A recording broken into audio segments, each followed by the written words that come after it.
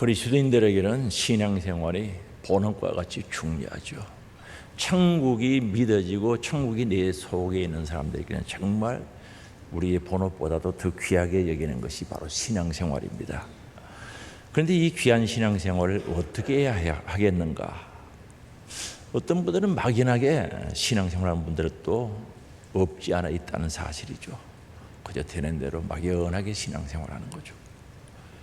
그런데 우리 이 신앙생활은 바로 예수 그리스도를 구주로 믿는 데서부터 신앙생활이 출발되어지는 겁니다. 다시 말하면 거듭난 사람이 신앙생활이 시작되는 거죠.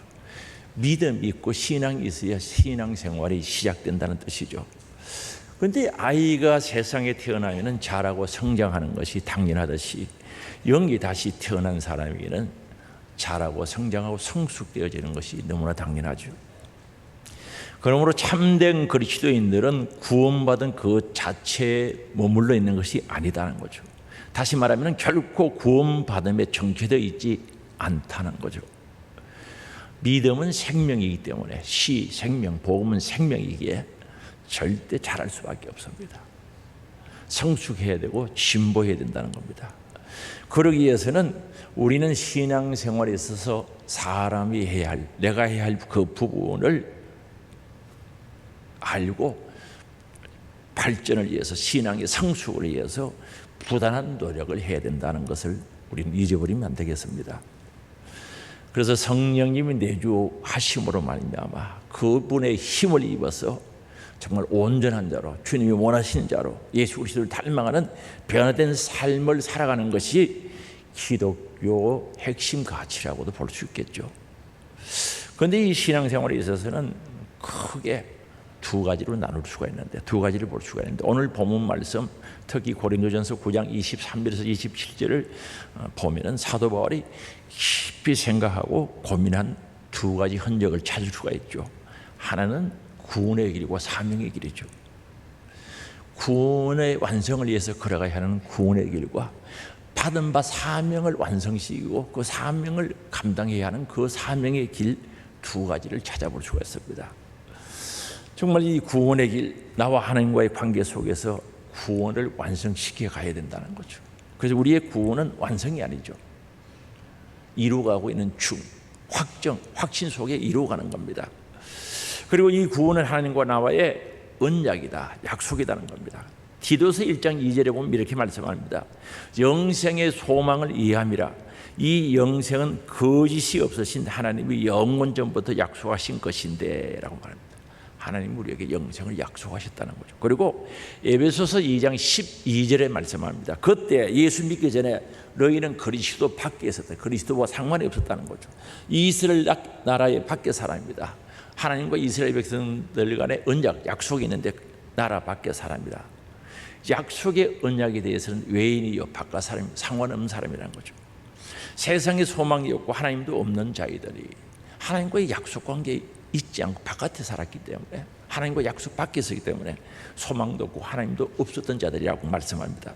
그런데 13절에 이제는 전에 멀리 있던 너희가 그리스도 예수 안에서 그리스도의 피로 가까워졌느니라. 약속 안에 들어왔다는 거죠. 예수 그리스도의 보혈의 피공으로 예수 그리스도 안에서 바로 들어오게 됐다는 거죠. 그래서 다시 말하면 성도는 예수 그리스도를 구주로 믿는 거듭난 하나님의 사람들은 예수 그리스도 안에서 그리스도 피로 언약 안에 들어온 자가 되었다 말씀합니다. 그래서 우리는 그 약속을 가진 자가 됐다는 뜻이죠. 언약하신 하나님께서는 그 약속을 틀림없이 지키시고 지킬 수 있는 능력이 있는 분인 줄 믿을 수 있기 바랍니다. 충분히 지키고 지킬 수 있는 능력이 있다는 거죠. 그래서 우리도 하나님과의 약속을 잘 지켜야 됩니다. 이 약속이라는 것은 상방이 잘 지킬 때 효력이 있고 가치가 있다는 거죠. 아무리 좋은 약속도 지키지 않으면 아무런 의미가 없는 거죠. 약속 지키지 않으면 아무런 가치가 없다는 거죠. 하나님께서 이스라엘 백성들에게 적과 꿀이 흐르는 가나안을 주시겠다고 약속을 하신 거죠. 그래서 모세를 지도자로 세워서 가나안으로 인도하게 하셨던 겁니다. 이스라엘 백성들은 진짜 꿈에 부풀어 있는 거죠. 그 약속을 붙잡고 애국에서 출애발해서 가나안 땅으로 가고 있습니다. 그런데 그들이 광야에서 하나님과 했던 그 언약, 약속을 망각해버린 거죠. 잊어버렸다는 거죠. 그 결과 출애굽 1세대들은 하나님의 약속을 저버린 그 대가로 광야에서 쓰러졌다 죽었다고 이야기합니다. 그러나 오로지 약속을 끝까지 지켰던 여호수아와 갈렙은 가나안 땅에 들어갔다는 것 아니겠습니까? 가나안 땅에 들어갔다는 거죠. 그래서 우리는 믿음으로 구원을 받았고 하나님께서 그걸 은혜로 주셨죠. 그런데 하나님께서 은혜로 주실 때 우리는 그것을 믿음의 손으로 받아들인 거죠. 그래서 받아들임으로 하나님과 우리는 약속의 관계가 이루어졌다는 것 아니겠습니까? 그래서 이 약속을 붙잡는다는 것은 하나님과의 관계 속에 가능하죠. 하나님과 나와의 관계 속에서 약속을 붙잡고 살아갈 수 있는 거죠. 그래서 우리는 이 은혜를 늘 감사하며 약속을 끝까지 주님 오실 때까지 천국 갈 때까지 지켜야 한다는 사실이죠. 그래서 사도 바울은요, 오늘 본문 23절에 보면 고린도전서 9장 23절이죠. 내가 복음을 위하여 모든 것을 행하면 복음에 참여하고자 함이라. 그래서 제가 세 번역을 봤어요. 같이 읽어봅니다. 나는 복음을 위하여 이 모든 일을 하고 있습니다. 그것은 내가 복음의 복에 동참하기 위함입니다.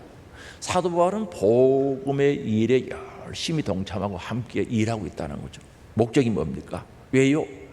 내가 복음의 복이라고 했어요. 복음 속에는 큰 복, 신령한 복, 구원의 복, 영광의 복이 있는데 그 복에 동참하기 위함이라고 말씀하고 있습니다. 자신이 소유한 복음의 복을 다른 사람에게 나누고 주고 싶다는 뜻도 여기 있고, 그리고 자신도 열심히 하나님의 일에, 복음을 전하는 일에, 복음을 위해서 일해서 그 복음의 복을 참여해서 누리고 싶다는 거죠. 그리고 오늘 저와 여러분들에게 이 복음의 복을 가지라고 우리들에게 전달해주고 있는 줄 믿을 수 있기 바랍니다. 그래서 24절에 말씀하는데 운동장에 다름질하는 자들이 다 달릴지라도 오직 상을 받는 사람은 한 사람인 줄 너희가 알지 못하느냐. 너희도 상을 받도록 이와 같이 다름질하라는 거죠. 이 비유의 의미는 모든 성도가 도상적 존재라는 것. 다시 말하면 하나님의 약속의 말씀을 붙잡고 천국을 향해서 인생의 길, 나그네 길 가듯이 신앙의 길, 믿음의 길을 가고 있다는 거죠. 가는 길 위에 서 있는 자들이라는 거죠. 목적지에 도착한 게 아니라 가는 길 가운데 있다는 거죠. 그러므로 가되 상 받도록 목적을 가지고 가라고 말씀하고 있습니다. 그래서 그 목적을 가지고 가는 일에 있어서 25절에 다시 말씀하죠. 이게 일을 다투는 자마다 모든 일에 절제하나니라고. 그들은 성리자의 관을 얻고자 하되 우리는 섞지 아니할 것을 얻고자 하노라. 여기 보면은 모든 일에 절제한다고 말씀하고 있죠. 우리는 약속 지키기 위해서 절제를 해야 되는 거죠. 참고 견디고 하고 싶은 것도 때로는 버리고 육체의 욕구가 가져라 해도 버릴 수 있어야 되는 거예요. 절제해야 된다는 거죠. 그래서 신앙생활의 승리를 위해서 절제가 필요하다는 거죠. 성령의 9가지 열매 중에 마지막에도 절제죠. 절대적으로 필요하죠. 정말 영원한 천국을 향해 나아가는 그 길에 있어서 방해되는 것, 도움이 되지 못한 것들은 절제할 수 있어야 되는 거예요. 그래서 절제가 필요하다라고 말씀합니다. 그리고 26절은 그러므로 나는 다름질을 하기를 향방 없는 것 같이 아니하고 싸우기를 흥을 치는 것 같이 아니하며라고 말합니다. 향방 없는 것 같이, 목표가 없는 자 같이 하지 말라는 거죠. 우리 신앙생활은 분명한 목표가 있어야 된다는 거죠. 가는 방향이 있어야 된다는 거죠. 바른 방향으로, 천국 가는 방향으로 가야 된다는 거죠. 천국 가는 방향으로 가야 되는데 다른 방향, 지옥 가는 방향으로 가면 안 되죠. 그런데 본질은 모르죠. 가면 안 된다는 거죠. 그리고 이어서 허웅을 치는 것 같이라고 합니다. 영적 싸움의 대상이 누구인지 알고 싸우라는 거죠. 하원끼리 싸우면 안 되죠. 우리는 아직 완성되지 않는 목표를 향해서 여전히 달려가고 있는 존재다. 그래서 가는 방향도 정확하게 알아야 되고 목표도 정확하게 알아야 되고 우린 신앙생활의 경주에서 승리하기 위해서는 절제가 필요하다는 거죠. 운동선수 절제해야 돼요. 함부로 하면 안 되는 거죠. 절제. 목표가 있어야 하고 영적 싸움의 대상을 알고 싸워서 승리하라고 강조하고 있는 거죠. 우리는 짐은요, 이긴 자의 종이 되는 거예요. 돈의 짐은 돈의 종이 되고요, 죄에게 짐은 죄의 종이 되는 거죠. 세상에 지면 세상의 종이 되고 마귀에게 지면 마귀의 종이 될 수밖에 없다는 거죠. 그래서 싸움의 대상을 정확히 알고 싸워서 승리하라고 우리에게 말씀하고 있습니다. 신앙생활 하는 데 있어서 우리 성도들에게 있어서 그 어떤 누구도 나는 신앙생활에 이만하면 됐다, 할 만큼 했다, 더 이상 배울 것이 없다, 알 만큼 안다라고 생각하지 말라는 거죠. 진보나 발전이 필요 없는 존재가 아니라 절대적으로 나는 진보해야 되고 발전해야 되고 배워서 바로 알아야 된다는 이 사실에 대해서 여기서 가르쳐주고 있는 내용이기도 하죠. 그러나 당시 고린도 교회 교인들 중에는요, 그야말로 다 된 것처럼, 다시 말해 더 이상 영적인 진보가 필요 없는 것처럼 행동하는 영적으로 교만한 사람들이 꽤 많았던 거죠. 그래서 그들은 한마디로 더 이상 목표가 필요 없는 사람, 목적이 분명치 않은 사람이었던 거죠. 허공을 치는 자였던 거죠. 그래서 고린도전서 1장에 보면요, 나는 아볼로파다, 게바파다, 나는 사도 바울파다, 나는 예수파다, 교회 분열이 일어난 거죠. 목적이 분명치 않으니까, 절제가 안 되니까 교회 안에 분파가 생기게 된 거죠. 그러면서도 제대로 배우려고 하지 않았던 그들의 교만한 모습, 영적인 교만의 모습을 그대로 볼 수 있다는 거죠. 그래서 사도 바울은 잘못된 생각을 버리라는 거죠. 미래를 향해 달려가야만 하는 신앙의 길에 있어서 나그네와 같은 존재, 가는 길 도상에 있다는 사실을 잊어버리지 말라고 경고하고 있는 거죠. 그리고 절제함으로 신앙생활의 발전과 진보를 이루어야 한다는 사실을 자신의 신앙생활, 자기가 신앙의 삶을 살아가는 삶을 통해 간증을 하고 있는 거죠. 목적을 가지고 가는 게 뭔지, 절제해야 하는 것이 무엇인지, 허공을 치지 않고 싸우는 것이 무엇인지 27절에 자신의 간증을 통해서 가르쳐주고 있습니다. 같이 읽어볼까요? 내가 내 몸을 쳐 복종하게 하면 내가 남에게 전파한 후에 자신이 도리어 버림당할까 두려워함이로다. 저는 이 말씀을 읽을 때마다 가슴이 절렁하는 그런 느낌을 느껴요. 사도 바울은 자기 몸을 두드려 팬다는 거예요. 쳐서 복종시킨, 복음 앞에, 말씀 앞에 복종시킨다는 거죠. 왜 그렇게 해야 되는가? 내가 남에게 전파하고 남에게 복음을 전하고 천국 가자고 전도한 후에 자신이 도리어 버림당할까, 천국에 가지 못할까 두려워했다는 거죠. 사도 바울이 어떤 사람입니까? 사도행전 9장과 22장, 26장에 보면 부활하신 예수님을 인격적으로 만났던 것을 간증하고 있거든요. 다메섹으로 가다가 예수 믿는 사람들 잡아오게 가지고 다메섹으로 가다가 부활하신 예수님을 만났지 않습니까? 당신 누구냐고 물어보니까 나는 너가 핍박하는 예수라는 거죠. 예수님 살아계실 때 다 사도 바울이 만난 적이 없어요. 하나님께서 그의 모든 것을 알고 계시잖아요. 너는 나를 핍박하고 있다는 것도 알고 있잖아요. 너가 핍박하는 예수라고 이야기한 거죠. 깜짝 놀란 거죠. 사도 바울이 하고 있던 일들을 훤히 다 알고 계셨던 거죠. 거기서 항복하는 거죠. 내가 무엇을 하리까? 사명 주시죠. 그 사명 주십니다. 그래서 사도 바울은요, 신앙생활의 가장 큰 방해꾼은 자기 자신인 것을 알았어요. 남편도 아내도 자녀도 아니라는 거죠. 실제적으로 자기가 자신이 가장 방해꾼인 것을 알았다는 거죠. 가장 신앙생활의 어려운 적은 외부의 적이 아니라 바로 우리 자신, 자아, 육의 소욕, 육체의 욕구죠. 그래서 내 몸을 쳐라고 말합니다. 이 말씀의 원래의 뜻은 눈 아래 부위를 친다는 의미죠. 권투 선수들이 권투를 하다가 눈을 많이 때리려고 하죠. 이 눈에 이상이 있으면 제대로 못 보는 거죠. 바로 볼 수가 없죠. 그럼 사도 바울은 자기 몸을 때린다, 몸을 친다 있어서 눈 부위를 왜 칩니까? 이 눈을 가지고 똑바로 보라는 거죠. 진리의 길을 보고 사는 길을 보고 은혜로운 길을 보고 바른 것을, 하나님 원하신 것을 봐야 된다. 이 눈 가지고 잘못 볼까 싶어서 두드러기 팬다는 거죠. 눈 아래 친다는 뜻을 가지고 있습니다. 잘못 보면 죄 짓거든요. 잘못 보면 정죄하거든요. 잘못 보면요 잘못된 길로 간단 말입니다.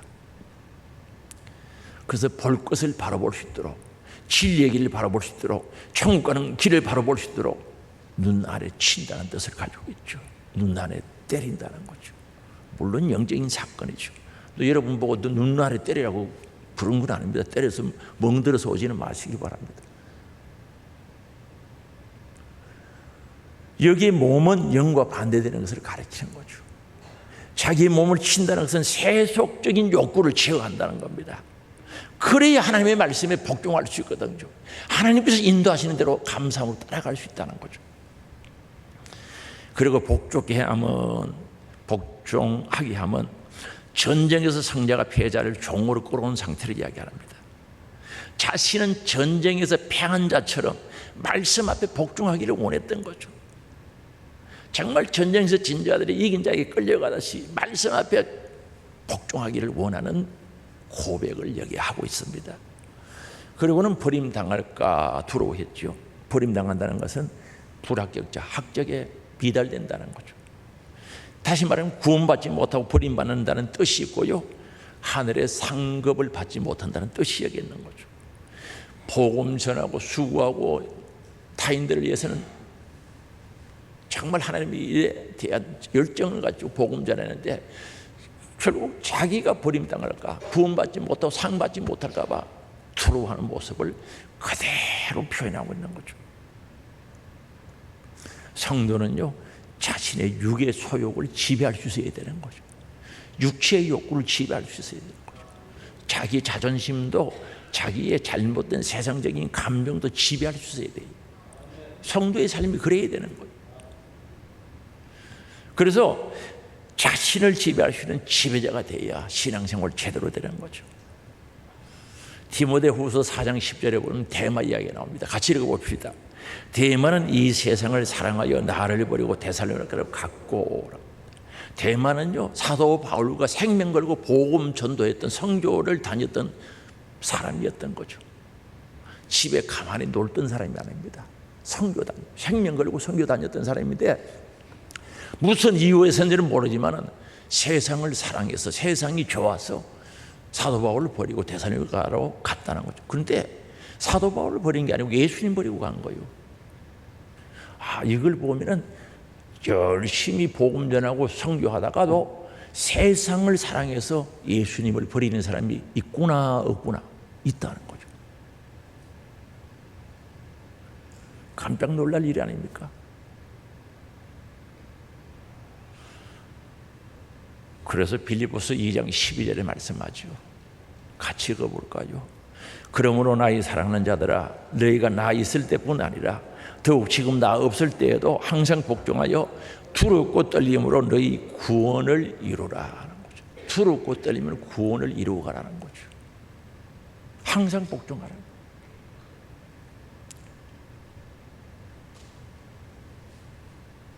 오늘 구원을 이루어 가야 되는 줄 아시기 바랍니다. 하나님 말씀 복음 앞에 복종하면서 이루어가야 된다는 거죠. 그리고 고린도전서 13장 5절에 보면 이렇게 말씀합니다. 너희는 믿음 안에 있는가 너희 자신을 시험하고 너희 자신을 확정하라. 예수 그리스도께서 너희 안에 계신 줄을 너희가 스스로 알지 못하느냐. 그렇지 않으면 너희는 버림받은 자니라는 거죠. 예수가 너 안에 있는지 확인해 보라는 거죠. 예수님이 계시면은요, 예수 생명이 내 안에 있는 거예요. 하나님 나라가 내 안에 이루어진 줄 믿을 수 있게 바랍니다. 그분이 통치하니까 하나님 나라가 이루어진 거죠. 이걸 모르면 너는 불인 자라는 거죠. 그래서 자주 물어보죠. 종종 예수님이 계시냐고, 예수 생명이 있느냐고 물어보는 거예요. 있어야 돼요. 예수님 생명이 있어요? 예수님 계시요? 있어야 되는 거예요. 없으면 불인자라는 거죠. 신앙생활은요, 그저 교회 오는 게 다 하는 거예요. 면세 많은 분들 오시는 건 진짜 귀합니다. 그냥 듣고 그렇게 넘어가야 돼요. 그거 맨날 설명을 못 해요. 연세 많은 몸 불편하신 분들은 오는 것도 대단한 거 맞죠? 그런데 이 건강하신 분들이 교회 오는 게 대단한 게 아니고 내 안에 예수가 있어야 대단한 겁니다. 이해가 됐어요? 오는 게 뭐 대단하면 이단도 가는데 타종교도 가면 사람들 많이 모여요. 가는 게 중요한 게 아니고 오는 게 중요한 게 아니고 내 안에 예수님 계셔야 된다니까요.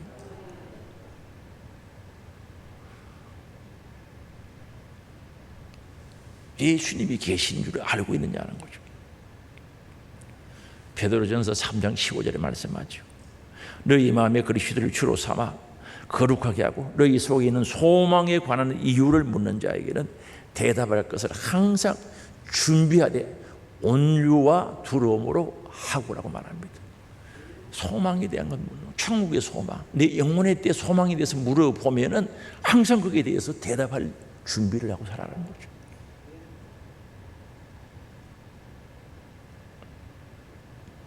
오늘 우리는 구원의 길을 가는 도상 길 위에 있는 자들이죠. 완성될 때까지 주님이 완성된 길로 인도하는 그 완성이 이루어질 때까지 오늘 이 길 갈 수 있기를 바랍니다. 감사함으로 가기를 원합니다. 믿음으로 가기를 원합니다. 신앙을 지키면서 갈 수 있기를 주의 이름으로 축복합니다. 그리고 신앙생활에서 다른 한 길은 하나님의 구원의 은혜에 대한 감사로 사명의 길을 가야 된다는 거죠. 오늘 우리 사명의 길 가는 자들이 있어야 하나님 나라가 이루어질 수 있는 거죠. 오늘 본문 말씀 고린도전서 9장에 있는 말씀이죠. 읽어보면요, 사도 바울은 구원받은 감사와 함께 사명을 감당하고자 하는 열정과 애타는 모습이 말씀 속에 있죠. 세상 사람들은 석을 멸려고 하지만 우리는 석지 않는 관을 받으려고 한다. 상급을 받으려고 한다. 사명을 감당하고 난 뒤에 정말 하나님께서 주시는 그 영광의 관을 받고 싶어하는 간절함이 오늘 말씀 속에 그대로 녹아있지 않습니까? 그래서 사도 바울은 사명 잘 감당하기를 원했던 거죠. 사도행전 1장 8절에 보면 이렇게 말씀하거든요. 오직 성령이 너희에게 임하시면 너희가 권능을 받고 예루살렘과 온 유대와 사마리아와 땅끝까지 이르러 너희의 증인이 되라는 거죠. 여기에 주목해야 될 부분이 성령이 너희에게 임하시며 권능을 받고 말합니다. 성령 받은 자들은요, 땅끝까지 증인되어야 된다는 거 틀림없죠. 오늘 내가 성령을 받았다면, 성령이 내 안에 계시다면, 성령 하나님이 내 안에 계시다면 우리는 증인이 되어야 되는 사명이 있다는 거죠. 사도 바울은 기독교인을 잡아오게 가도록 그 앞에서 말씀드렸으면 다메섹으로 갔지요. 부활한 신 예수님을 인격적으로 만났거든요. 정말 인격적으로 만났단 말입니다. 당신 누굽니까? 너 비판하는 예수야. 사명을 주셨는데 사도행전 9장 15절이죠. 같이 읽어볼까요? 주께서 이르시되 가라. 이 사람은 내 이름을 이방인과 임금들과 이스라엘 자손들에게 전하기 위한 택한 나의 그릇이라는 거죠. 많은 사람들 중에 이방인들에게 복음을 담아서 전할 택한 그릇이 됐다는 거죠. 사도 바울에게 너는 그릇이라는 거죠. 그게 뭐 담는가? 복음을 담아서 다른 사람에게 주라는 거죠. 오늘 복음 담아서 복음 전달하는 귀한 그릇이 되기를 원합니다. 그릇도 복음 담는 그릇이 뭐 치지 않습니까? 복음 담아서 다른 데 줄 수 있는 그릇이 되라는 거죠. 복음을 담는 그릇, 영광스럽죠? 거기다 잡다한 쓸데없는 거 담지 말고 복음을 담는 그릇이 되었어. 이방인들에게 주라고 말씀하고 있습니다. 그리고 그는 사도 바울은 받은 사명을 감당하기를 원했던 거죠. 그래서 사도행전 20장 24절에 보면 말씀하는데 이것도 중요합니다. 같이 읽어보시겠습니다. 내가 달려갈 길과 주 예수께 받은 사명 곧 하나님의 은혜의 복음을 증언하는 일을 마치려 하면은 나의 생명조차 조금도 귀한 것으로 여기지 아니하노라 하는 거죠. 사명을 감당하는 일에 있어서 생명보다 귀하게 여긴다고 말씀합니다. 사도 바울이 예루살렘을 올라간다고 하니까 가지 말라 그랬어요. 성령 받은 사람들이 예언하는 분들이 올라가면 결박된다고 가지 말라 그랬어요. 그러나 사도 바울은 올라가겠다는 거죠. 예루살렘에 올라가서 결박당을 본 게 아니고 예루살렘에서 로마에 가서 복음 전할 것을 본 거죠. 차원이 한 차원 높은 거죠. 한 차원 깊이 본 사람이죠. 다른 예언자들은 예루살렘에서 있을 일들을 봤지만은 사도 바울은 예루살렘에 있은 이후에 로마에 가야 되는 그걸 보고 있는 거죠. 그러니까 그 사명 감당해야 되지 않습니까? 그 사명 감당하기 위해서는 내 생명을 조금 더 귀한 것으로 여기지 않는다라고 고백하고 있는 거죠. 사명이 더 귀하다는 거죠. 사랑하는 성도 여러분, 사명, 주의 일하는 게 귀합니까? 돈 100만 원이 귀한 겁니까? 돈이 적은 모양인데 좀 더 올려야 될 것 같아요. 주의 일이 귀한 겁니까? 돈이 귀한 겁니까? 사도 바울은 생명보다 사명 감당하는 것을 더 귀하게 여겼던 거죠. 사명의 가치를 알았던 거죠. 천국의 가치를 알고 영원히 때 일어날 영광의 가치를 알고 생명보다 귀하게 여겼던 것을 알 수가 있습니다. 이 사명은 오늘 모든 그리스도인들에게 거듭난 자들에게 주신 사명인 줄 믿을 수 있기 바랍니다. 주의 종으로 부름받아 신앙생활하는 모두에게 주신 사명이란 거죠. 그래서 고린도전서 12장 5절에 말씀합니다. 직분은 여러 가지나 주는 같으며, 여러분 주는 같은, 주신 분은 동일한 분이라고. 직분은 여러 가지다는 거죠. 여러분 직분 받은 거 맞아요? 그러면 지금부터 따라합니다. 따라하는 게 고백합니다. 나는 하늘소망교회 무슨 직분자다. 시작. 뭐라고? 똑똑하게 해야지. 나는 하늘소망, 다시 한번, 나는 하늘소망교회에 교회에 왔다 갔다 하는 사람이라고? 뭐 직분이 있어요?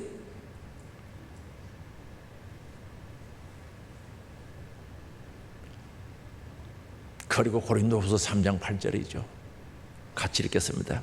하물며 영의 직분은 더욱 영광이 있지 아니하겠느냐. 율법이 준 직분도 귀한데 영의 직분은 더 귀하지 않겠느냐. 세상의 직분하고는 비교할 수 없는 거죠.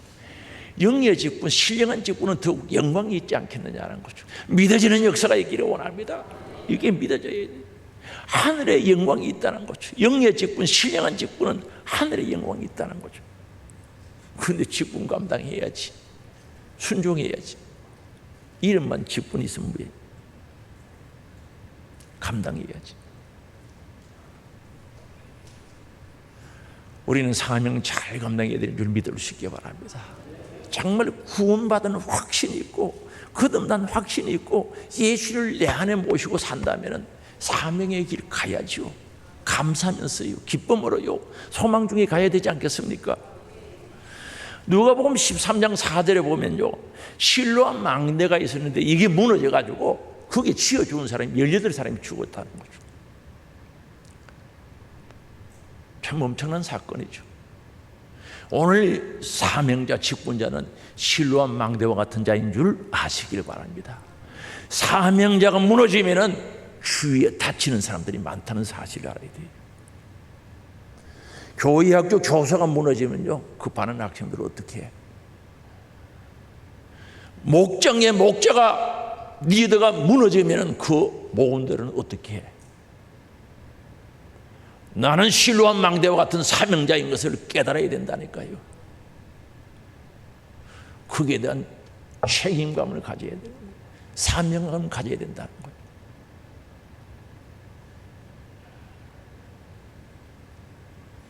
내가 무너지면 내 주위에 있는 사람들이 어려워지는 거죠.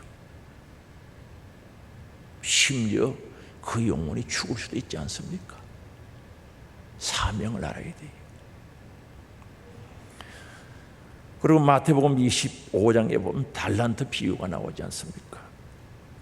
5달란트 받았던 사람, 2달란트, 1달란트 받은 사람들이 있죠. 예수 믿고 구원받은 모든 사람들이 달란트를 맡겨주는 거죠. 맡겨준 양은 다르지만 받은 건 틀림없다는 거죠. 그런데 오늘 우리는 이 마태복음 25장에서 달란트 비유에서 1달란트 받은 자를 주목해 보자는 거죠. 때가 되었습니다. 주인이 와서 계산을 되는 거, 심판한다는 뜻이죠. 그런데 24절 우리 같이 읽어볼까요? 1달란트 받았던 자는 와서 이르되 주인이여 당신은 굳은 사람이라 심지 않는 데서 거두고 해치지 않는 데서 모으는 줄을 내가 알아서 보라. 능력 있는 거죠. 심지도 않는데 거두고 해치지도 않는데 모으는 그런 능력 있는 자로 알고 있었다는 거죠. 그런데 그걸 잘못 이용한 거죠. 25절에 보면은 두려워하여 나가서 당신의 달란트를 땅에 감추어 두었나이다. 보소서 당신의 것을 가지셨나이다. 그래서 들어와서 땅 파고 묻어두었다가 그대로 가져왔다는 거죠. 당신은 그 그대로 가져왔다는 거죠. 그런데 26절에 주인이 뭐라고 말씀합니까? 같이 읽겠습니다. 그 주인이 대답하여 이르되 악하고 게으른 종아, 나는 심지 않은 데서 거두고 해치지 않은 데서 모은 줄로 너가 알았느냐는 거죠. 그리고 참 이어서 30절에 말씀하죠. 이 무익한 종을 바깥 어두운 데로 내쫓아라. 거기서 슬피 울며 이를 갈리라 하니라. 한 달란트 받았던 자의 잘못이 뭡니까? 주인에 대해서 오해를 한 거죠. 주인을 잘못 알고 있었다는 거죠. 오늘 이 사명을 팽개치는 사람들 중에는요, 주인에 대해서, 우리 예수님에 대해서 몰라서 그런 사람들은 많아요. 오해하고 있어요. 성령을 오해하고 주인에 대해서 오해하고 있는 거예요. 그래서 일하지 않고 가만히만 있으면 되는 줄 알았는데 그게 죄인 줄 몰랐던 거죠. 한 달란트 받았던 사람은 땅에 묻어두면 되는 줄 알았어. 일 안 하고 가만히 있으면 되는 줄 알았어. 그게 죄인 줄 몰랐다는 거죠. 여러분 사명 팽개치고 가만히 있으면 되는 줄 아는데 그게 죄인 줄 아시기 바랍니다. 맞잖아요. 그게 죄란 말입니다. 그리고 예수님은 한 달란트 받은 자에게 악하고 게으른 종이라고, 악한 종, 게으른 종이라고 했던 거죠. 그럼 어디로 갔습니까? 어두운 데 쫓아라. 어두운 데로 쫓아라. 거기서 슬피 울며 이를 갈리라. 이게 어디입니까? 천국입니까? 어디입니까? 계시록에 보면 지옥 이야기할 때 똑같은 이야기를 하고 있거든요. 이거 지옥이죠. 지옥. 똑같아요. 어두운데 하나님의 나라는 빛과 영광이 있죠.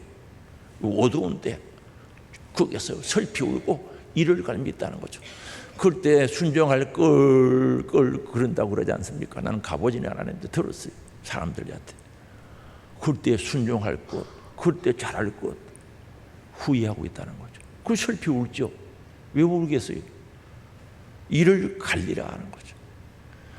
우리 교회요, 우리 학생들이나 지금 뭐 청년들 된 사람들도 있고 하는데 지옥을요 체험한 사람들 많아요. 이야기 들어보면요 1초가 멀다고 그러고 악악 소리가 나는 곳이 지옥이에요.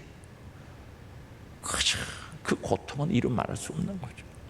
여러분요 죽어보면 끝나는 게 아니죠. 우리 꿈꾸면요 육은 아무런 상관이 없어도 무서운 꿈 꾸면 정말 이를 갈면서 무서워서 눈물 흘리면서 우는 사람이 있지 않습니까? 우리 육신하고는 전혀 관계없이 무서운 꿈을 꾸면 땀을 뻑뻑 흘리면서 무서워하지 않습니까? 그런 영적인 세계가 있는 줄 아시기 바랍니다. 그런 영적인 세계가 있지.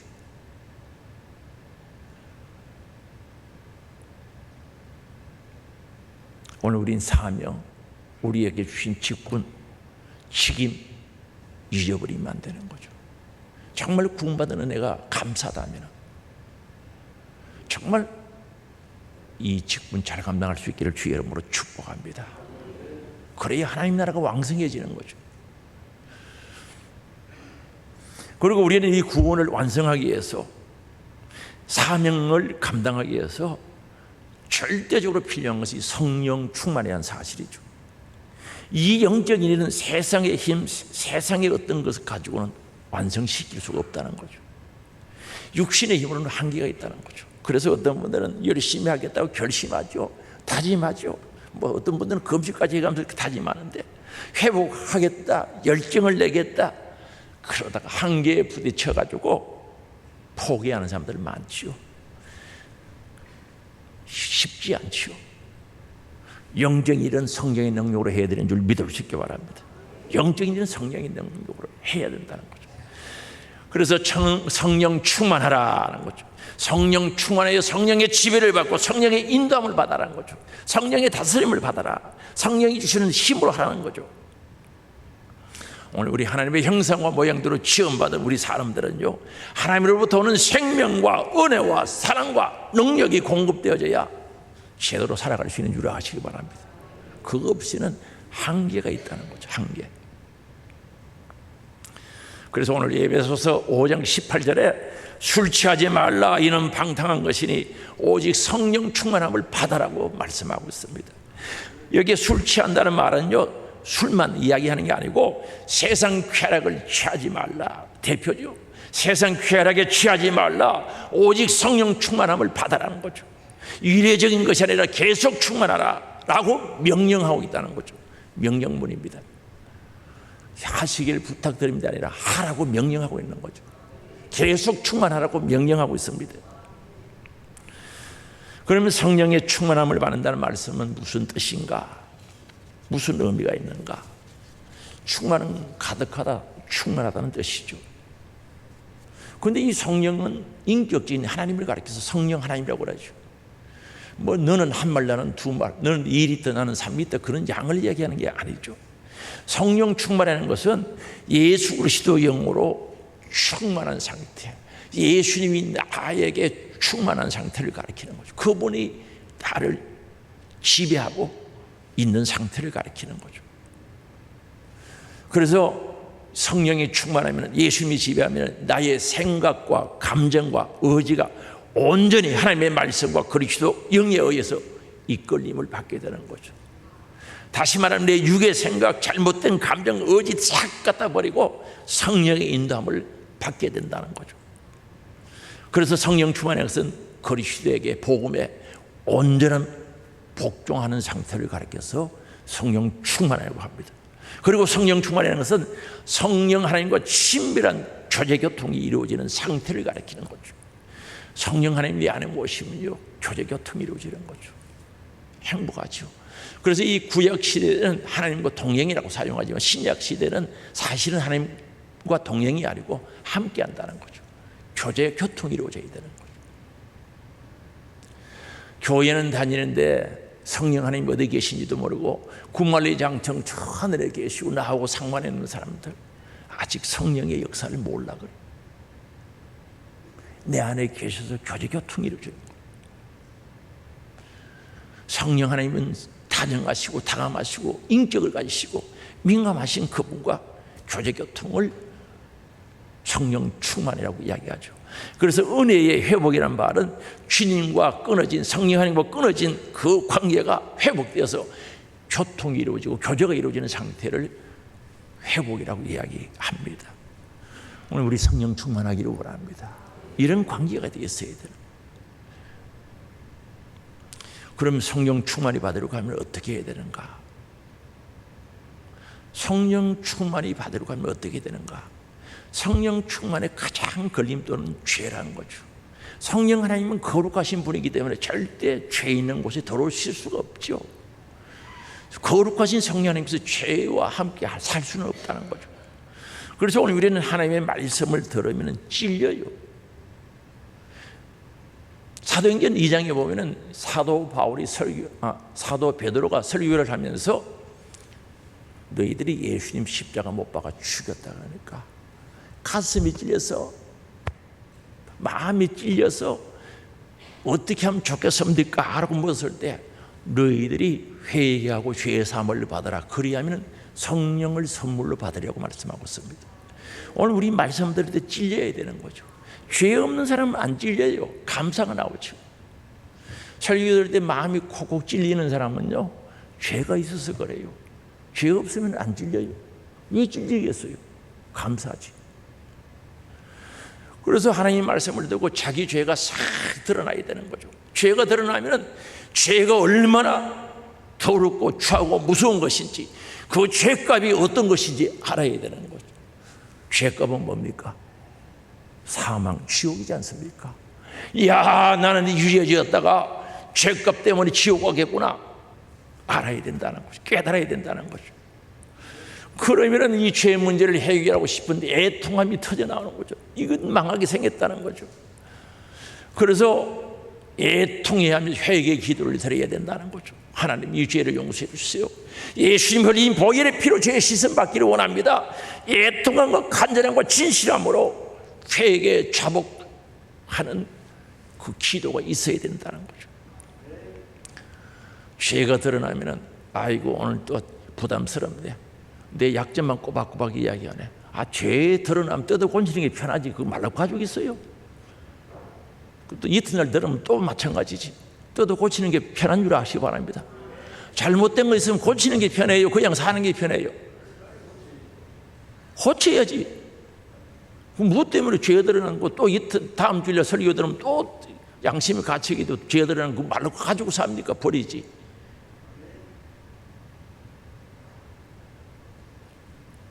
그리고 성령 충만을 받으려면 목마름, 갈망이 있어야 된다는 거죠. 성령님은 인격적인 하나님이시기 때문에 존중하고 환영할 때 오시지, 이 마귀는요, 우리 싫어해도 오는 거요. 전에 우리 교인 중에 한 사람이 있었어요.